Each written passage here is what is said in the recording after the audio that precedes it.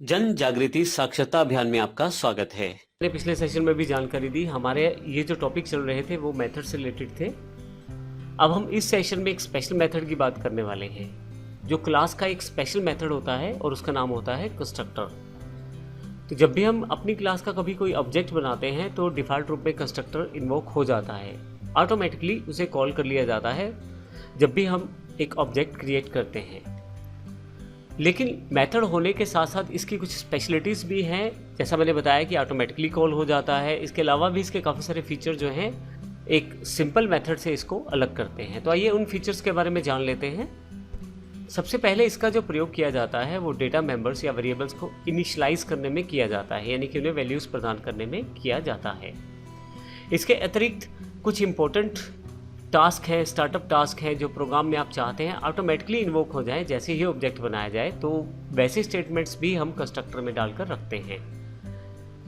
Constructor की दूसरी सबसे खास बात यह है कि इसका नाम क्लास के नाम जैसा होता है। तीसरी खास बात, इसकी रिटर्न डेटा टाइप नहीं होती, अर्थात आप इससे डेटा रिटर्न नहीं कर पाएंगे। अगर आप कंस्ट्रक्टर में कोई भी पैरामीटर नहीं देते तो वह एक डिफ़ॉल्ट कंस्ट्रक्टर कहलाता है, यानी कि कंस्ट्रक्टर जो मेथड है उसमें अगर किसी तरह का पैरामीटर का इस्तेमाल ना किया जाए तो उसे डिफ़ॉल्ट कंस्ट्रक्टर कहते हैं। और जब भी हम कोई क्लास क्रिएट करते हैं तो एक डिफ़ॉल्ट कंस्ट्रक्टर डिफ़ॉल्ट रूप से पहले से ही अवेलेबल रहता है क्लास में। आप चाहे उसे डिफ़ाइन करें या ना करें, लेकिन यह शामिल रहता है आपकी क्लास में।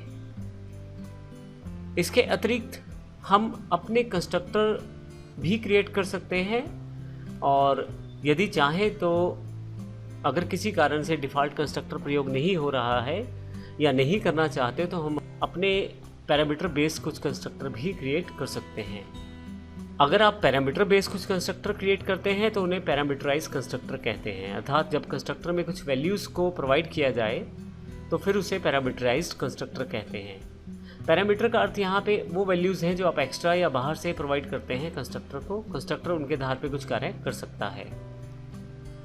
अगर आप पैरामीटर कंस्ट्रक्टर भी रखते हैं और डिफ़ॉल्ट कंस्ट्रक्टर का प्रयोग भी करते हैं तो आपको स्पेसिफिकली एक एम्प्टी कंस्ट्रक्टर बना के रखना पड़ेगा डिफ़ॉल्ट कंस्ट्रक्टर को रिप्रेजेंट करने के लिए। इन सभी बेसिक फीचर्स को हम प्रैक्टिकली भी देख लेते हैं। आइए शुरू करते हैं सबसे पहले कंस्ट्रक्टर एग्जाम्पल डॉट जावा से। यहाँ हमारे पास पहले से हमने एक प्रोग्राम को ओपन कर लिया है, कंस्ट्रक्टर एग्जाम्पल डॉट जावा। तो पब्लिक क्लास कंस्ट्रक्टर एग्जाम्पल जो हमारे पास है, मैंने एक क्लास बना दी है कंस्ट्रक्टर एग्जाम्पल के रूप में। अब देखिए यहाँ पे एक स्पेशल मेथड डिक्लेयर किया गया है। ये स्पेशल इसलिए है क्योंकि इसका नाम क्लास के नाम जैसा है, और यदि आप इसमें देखें तो हमने किसी भी तरह की रिटर्न डेटा टाइप का प्रयोग नहीं किया है, ना वॉइड ना इंटीजर इत्यादि। तो जो नाम है वो बिल्कुल एज इट इज़ क्लास के नाम जैसा है। उसमें हमने एक लाइन प्रिंट करवा दी है, system dot out dot println hi I am a constructor. ये कंस्ट्रक्टर कब एग्जीक्यूट होता है और कैसे होता है देखते हैं इसके बारे में। यहाँ हमने पब्लिक स्टैटिक वर्ड मेन एक मेन मेथड है, इसमें हमने एक ऑब्जेक्ट बनाया है अपनी क्लास का ओबीजे के नाम से। जब आप ऑब्जेक्ट क्रिएट करते हैं तो यह कंस्ट्रक्टर ऑटोमेटिकली इन्वोक हो जाता है।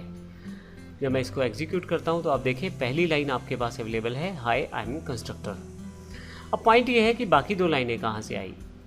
अब ध्यान रखिएगा, जब आप कंस्ट्रक्टर बनाते हैं यहाँ लेफ्ट साइड पे आप उसका नाम रखते हैं।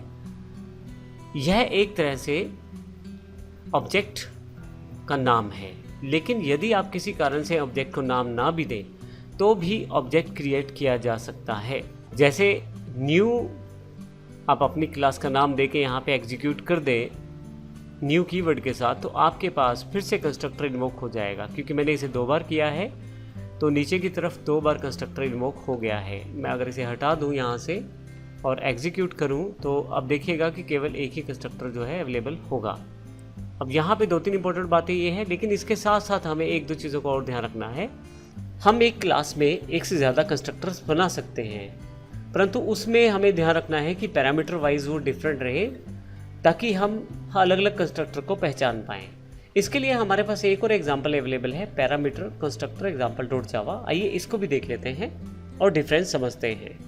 यहाँ पे हमारे पास पब्लिक क्लास अवेलेबल है पैरामीटर कंस्ट्रक्टर एग्जाम्पल के रूप में। ये हमने क्लास डिफाइन की है। तो हमने यहाँ पे कंस्ट्रक्टर डिफाइन किए हैं। एक डिफ़ॉल्ट कंस्ट्रक्टर है जिसमें हमने कोई भी पैरामीटर पास नहीं किया है और यह प्रिंट आउट देता है आई एम कंस्ट्रक्टर। इसी तरह से दूसरा कंस्ट्रक्टर हमारे पास है जिसमें हमने एक स्ट्रिंग को पास किया है एज अ पैरामीटर। जब यह कंस्ट्रक्टर इन्वोक होगा तो इसमें एक वैल्यू हम डाल सकते हैं जो कि स्ट्रिंग रहेगी। फाइनली यह उस मैसेज को भी प्रिंट करवाता है।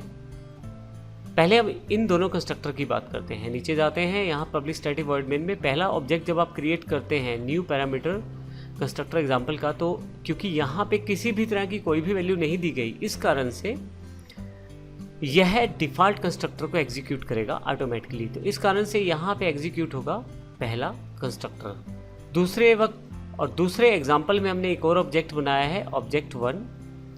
अब की बार हमने स्मार्टो सिस्टम स्ट्रिंग वैल्यू को असाइन कर दिया है इन 2 राउंडेड ब्रैकेट्स में।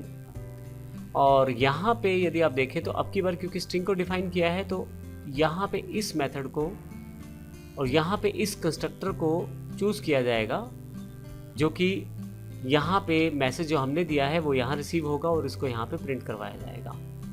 इसके अलावा इस एग्जाम्पल में एक डिफरेंट और स्पेशल बात और भी है, वो ये है कि आप क्लास के नाम का मेथड भी डिक्लेयर कर सकते हैं।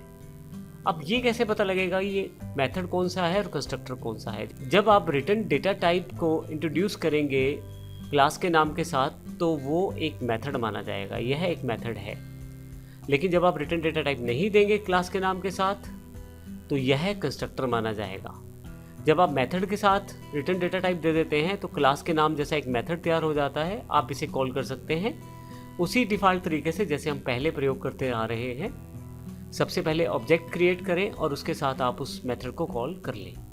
अब मैं अगर एग्जीक्यूट करता हूं तो मेरे पास सभी आउटपुट बिल्कुल सही रहते हैं। तो ध्यान रखिएगा, न केवल कंस्ट्रक्टर बल्कि मेथड भी क्रिएट किए जा सकते हैं। आप रिटर्न डेटा टाइप को डिफाइन करें और आपका मेथड तैयार हो जाएगा सेम नाम से, क्लास के नाम जैसा। तो इस प्रकार से इस सेशन में हमने देखा किस प्रकार डिफरेंट टाइप के कंस्ट्रक्टर हम क्रिएट कर सकते हैं और इन्वोक, और जब वह ऑटोमेटिकली कॉल किए जाते हैं तो उनको किस प्रकार का पैरामीटर वैल्यू दी जा सकती है। अगले सेशन में हम एक मेथड और एक कंस्ट्रक्टर के बीच के डिफरेंस को समझेंगे कि दोनों का डिफरेंस क्या होता है। हालांकि हमने अभी एज एन एग्जांपल यहाँ भी थोड़ा सा इसको वर्कआउट किया है, लेकिन नेक्स्ट सेशन में अब इसके पूरे एग्जांपल्स को लाइन बाय लाइन मैच करके देखते हैं कि क्या फ़र्क रहता है जब हम एक कंस्ट्रक्टर और एक मेथड को कंपेयर करते हैं। तो धन्यवाद।